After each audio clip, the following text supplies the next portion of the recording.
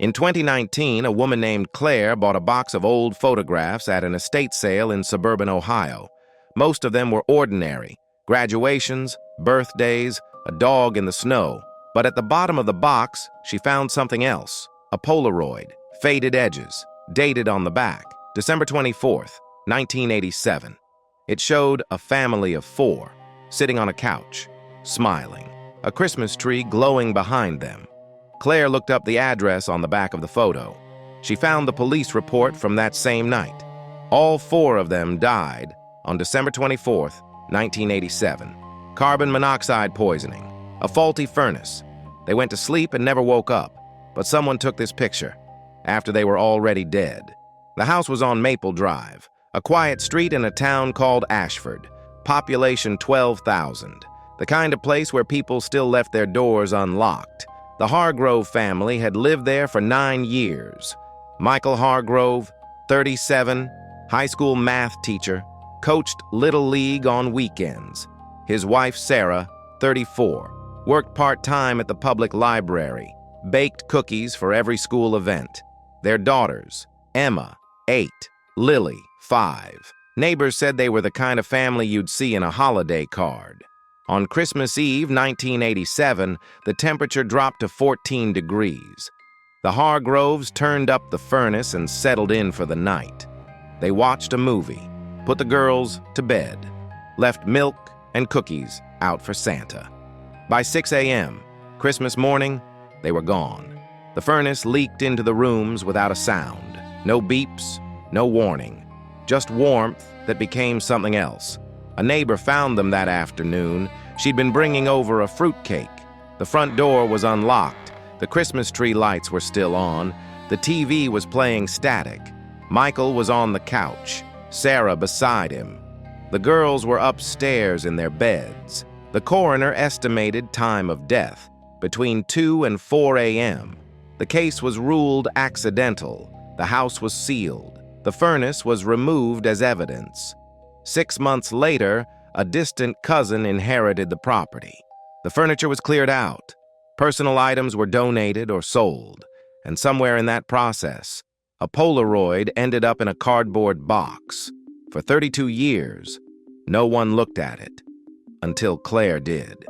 Claire didn't think much of it at first. Just another old family photo. She almost threw it in the recycling. But something stopped her. The smiles. They were too wide, too uniform. Like they'd all been told to hold the expression just a little longer than felt natural. And the eyes. Emma's eyes, the 8-year-old, weren't looking at the camera. They were looking slightly to the left, at something beside whoever was taking the picture.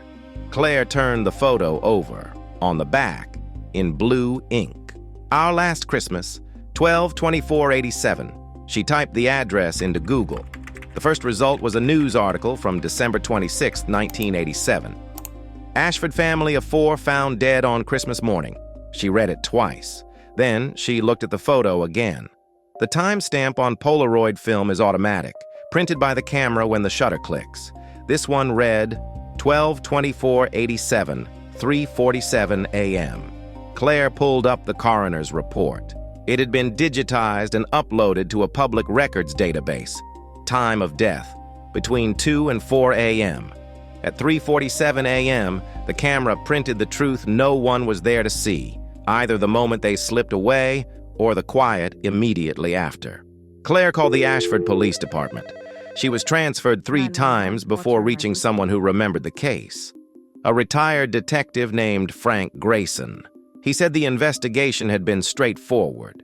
Accidental death, faulty equipment, tragic, but not suspicious. Claire asked if they'd found a camera in the house. Grayson paused. Then he said yes. A Polaroid 600. It was in the evidence locker for a year, then returned to the estate. He didn't know what happened to it after that. Claire asked one more question. Was there film in the camera when you found it? Another pause. No, Grayson said. It was empty. Claire couldn't let it go. She scanned the Polaroid and uploaded it to a digital forensics forum. A retired photo analyst named Dr. Raymond Liu responded within hours. He said Polaroid images from the 1980s were notoriously hard to enhance, but he'd try. 2 days later, he sent her an email. The subject line, "You need to see this." He'd run the image through contrast filters and edge detection software. He'd isolated the background, sharpened the reflection in the living room window, and there it was, a figure, standing in the window's reflection, faint, blurred, but unmistakable. Not outside the house, inside. Dr. Liu wrote, "I enhanced the window reflection and found something. There's a figure standing inside the room. You can see the outline, head, shoulders, vertical posture. But here's what doesn't add up." He included a diagram, camera angle, lens height, subject distance. "The angle's wrong," he wrote. "Whoever took this photo was lower, centered, probably sitting or kneeling. This figure stands behind the family. Too tall, too still. It's not the photographer." Claire stared at the image for an hour. The figure's head was tilted, not looking at the family, looking at the camera. She forwarded the analysis to Grayson. He didn't respond for 3 days. When he finally did, his email was short. "We checked the house. No signs of forced entry. No fingerprints except the family's. No evidence of anyone else being there. But someone was." Claire contacted a historian in Ashford, a woman named Margaret Pruitt who'd written a book about the town. Margaret remembered the Hargrove case. Everyone did. It had been the only tragedy that Christmas. She said the house on Maple Drive had been built in 1952. Standard post-war construction, nothing unusual in the records. But when Claire mentioned the Polaroid, Margaret went quiet. Then she said, "There was something. I didn't put it in the book because I couldn't verify it." A few months after the Hargroves died, a neighbor told police she'd seen someone in the house the night before Christmas. Around 11 p.m., a figure moving past the living room window.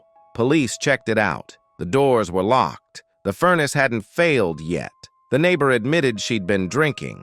The sighting was dismissed. But Margaret said the neighbor, a woman named Linda Kress, insisted until the day she died that someone had been in that house. She said the figure moved wrong, too smooth, like it was gliding. Claire tried to find Linda Kress. She'd passed away in 2003, but her son still lived in Ashford. Claire called him. He said his mother never talked about it, except once, a few years before she died. She told him, "I waved from my window. They didn't blink, not once." He didn't understand what she meant. Claire did. The living room window faced Linda's house. If she'd looked over at 11 p.m., she would have seen the family on the couch, sitting, watching TV, normal. But the coroner said they likely lost consciousness between 2 and 4 a.m., which meant at 11 p.m.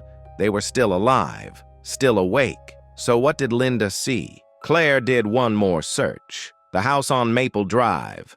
Current residents. It had been sold in 2003. Then again in 2011. A family named the Carters lived there now. Claire sent them a message on Facebook. She explained who she was, what she'd found. Mrs. Carter responded the next day. She said they'd lived in the house for 8 years, never had any problems, never felt anything strange. But when they first moved in, they'd cleaned out the attic, and they found a camera, a Polaroid 600, covered in dust, sitting in a cardboard box with old Christmas decorations. Mrs. Carter said they almost threw it away, but her husband thought it might still work. He checked the film compartment. There was one photo left, still loaded, never taken. They never pressed the button. Claire asked if she could see the camera. Mrs. Carter said no. She said they'd put it back in the attic, in a box, taped shut. She said, "We don't go up there anymore." Claire asked why. Mrs. Carter didn't respond for 2 days. Then she sent one more message. "Because sometimes at night we hear it. Not footsteps, not voices. Just the small sound a memory makes when it comes back. A click." To this day, the Polaroid remains in Claire's apartment. She's had it framed. She keeps it in a drawer. She doesn't look at it often. But sometimes, late at night, she takes it out, and she studies the reflection in the window, the figure behind the couch, And she wonders, if the Carters ever pressed that button, what would they see? The police never reopened the case. The coroner's report stands. Accidental death, faulty furnace, a tragedy. But Claire knows what she saw in that photo. 4 people, smiling, and something else, watching. Some photographs capture a moment. Others capture what comes after.